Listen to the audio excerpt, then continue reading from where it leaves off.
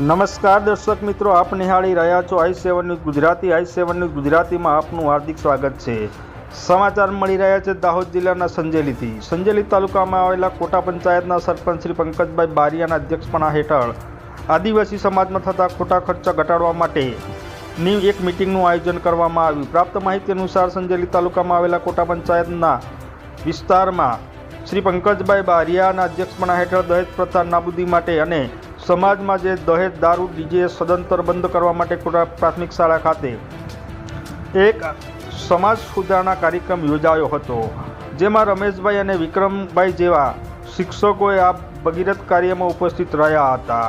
જ્યારે સમાજમાં લેવાતા વધારાના નાણાંનો ખર્ચ ઓછો કરીને આદિવાસી સમાજ જે ગરીબી અવસ્થામાંથી અત્યારે જીવી રહ્યો છે તેને બહાર લાવવા માટેની પ્રયાસ આ જે આગેવાનો છે આગેવાનો દ્વારા કરવામાં આવી રહ્યો છે। દહેજમાં 1,51,551 રૂપિયા અને સોના ચાંદીની વાત આવે ત્યારે 500 ગ્રામ ચાંદી અને 3 તોલા જેટલું સોનું કન્યા પક્ષને વર પક્ષ પાસેથી લેવું તેવો આ કાર્યક્રમમાં ઠરાવ પસાર કરવામાં આવ્યો હતો। ડીજે અને ફટાકડા જેવી બદીઓથી દૂર રહેવા માટે સમાજને આહવાન કરવામાં આવ્યું હતું।